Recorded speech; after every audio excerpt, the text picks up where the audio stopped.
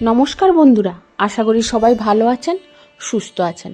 আমিও ভালো আছি। আমি সুস্মিতার নতুন আবার একটা ভিডিওতে আপনাদেরকে স্বাগত জানিয়ে আর সঙ্গে নিয়ে আজকে আবার একটা নতুন ভিডিও নিয়ে আপনাদের সামনে উপস্থিত হলাম। ভিডিওটা দেখতে থাকুন, আশা করি একটু হলেও ভালো লাগবে। আর আজকে জানেন তো, খুব সকাল সকাল উঠে পড়েছি, মানে কাল রাত্রে ঘুমই হয়নি বলতে গেলে, কারণ কর্তামশাই বাড়িতে নেই আর ছেলেটাও আজকে চলে যাবে। কদিন এসেছিল, তো সেই জন্য একটু মনটা খারাপ। আর তারপরে এই যে কর্তামশাই নেই বলে ঘুমও ধরেনি।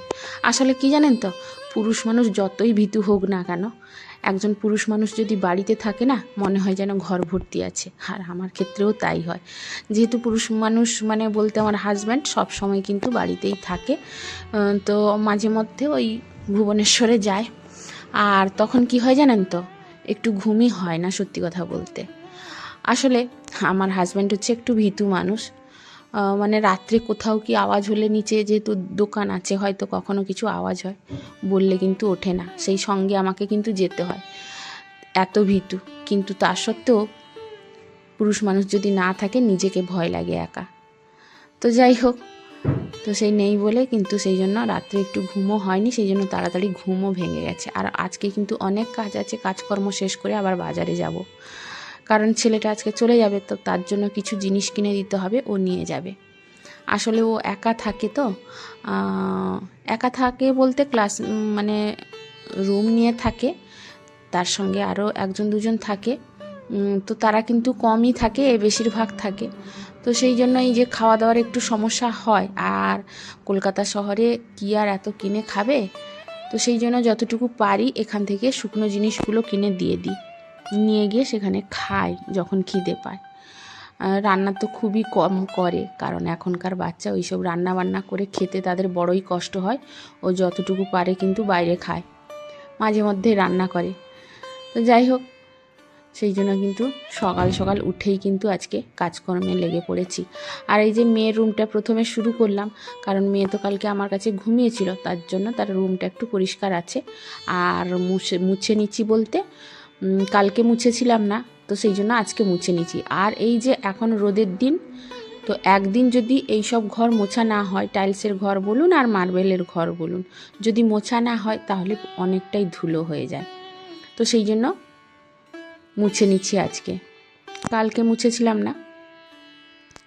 তো তারপরে কিন্তু আমাদের রুমটাও ভালো করে ডিপ ক্লিন করে নিচ্ছি, কারণ কদিন ধরে ভালো করে মোছা হয়েছিল না। কদিন বলতে এই মাত্র 2 দিন কি 3 দিন হবে, তো সেই 2-3 দিনেই কিন্তু অনেকটা ধুলো বসে যায়। তো সেইটা একটু মুছে নিলাম, আলমারিগুলো ঝেড়ে নিব ভালো করে, আর ঘরটাও মুছে নিব।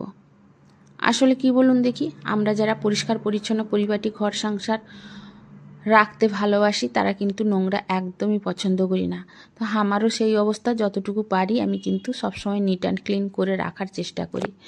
তো সেই জন্য একটু ডাস্টিংও করে নিতে হয় মাঝে মাঝে, না করলে কিন্তু ঘর প্রচণ্ড ধুলো হয়।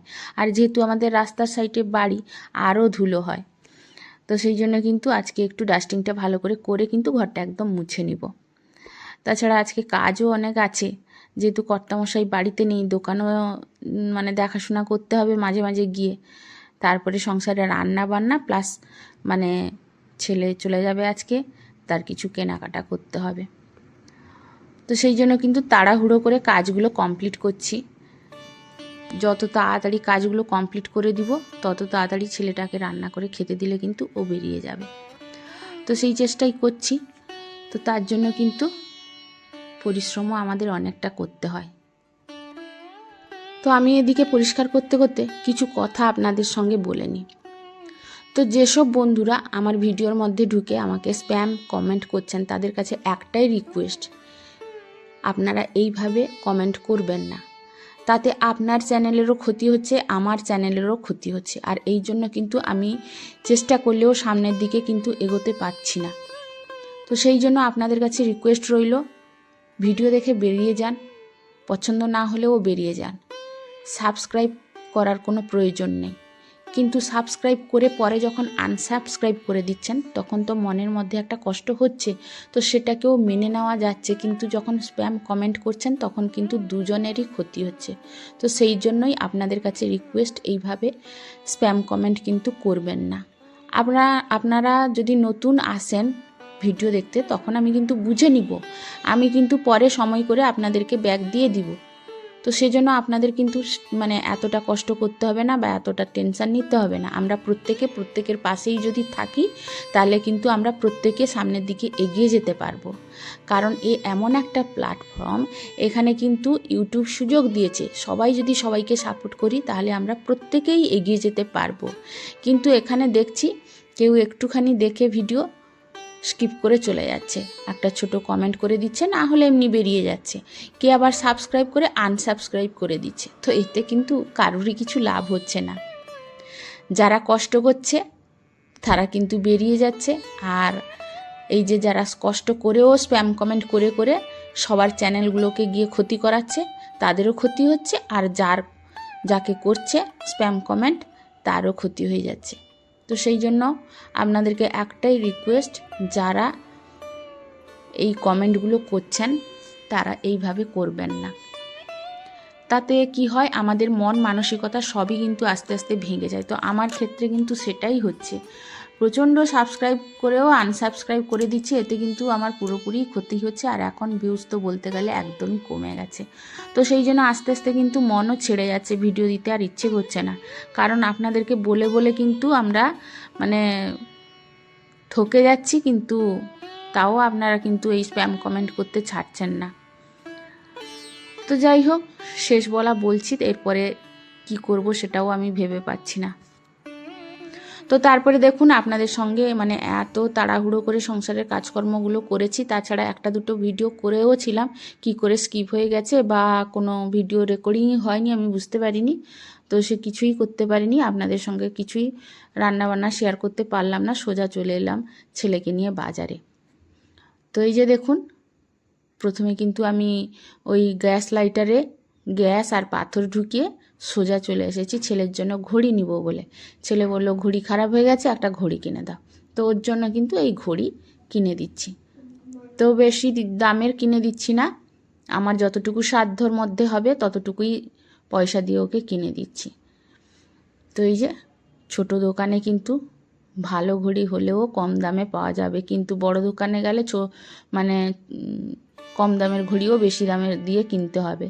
তো সেই জন্য সব সময় কিন্তু পয়সা বাঁচানোর জন্য আমি ছোট দোকান থেকেই ভালো জিনিস কেনার চেষ্টা করি।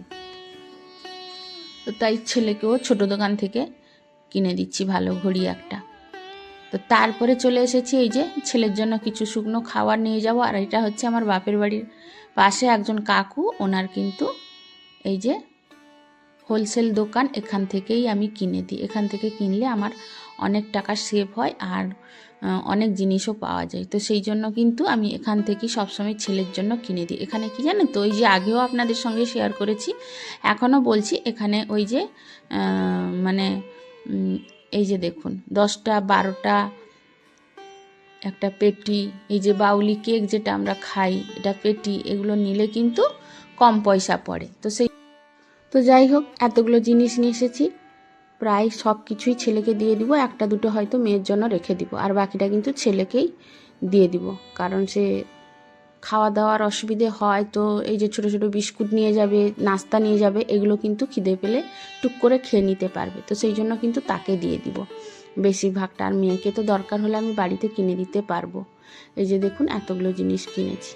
তো তারপরে এতটাই গরম লাগছিল বন্ধুরা, ছেলে এসে একটা ড্রিঙ্ক বানিয়ে দিল, আর সেই ড্রিঙ্কটা সত্যি খুব মানে টেস্টি হয়েছিল জানেন। তো তার আগে দেখুন এই যে গ্রাইন্ডারের কৌটোটা, এটাও কিন্তু আমার অনেক পুরনো, মানে আমার বিয়ের পরে পরে কিনেছিলাম, 21-22 বছর হয়ে গেল। তো এই নিচে যে কালো ইয়েটা আছে, এই যে গোল যেটা রাউন্ডের মতো, এটা কিন্তু একদম নষ্ট হয়ে গেছিলো। তো সেটাকেও আজকে একটু চেঞ্জ করে আনলাম। আর এই যে দেখুন ড্রিঙ্কটা ছেলে বানিয়ে খাওয়ালো, বললো মা একটু খেয়ে টেস্ট করে দেখো, দারুণ হয়েছিল। তো বন্ধুরা, ভিডিওটা আজকের মতো এখানে শেষ করলাম। সবাই ভালো থাকুন, সুস্থ থাকুন।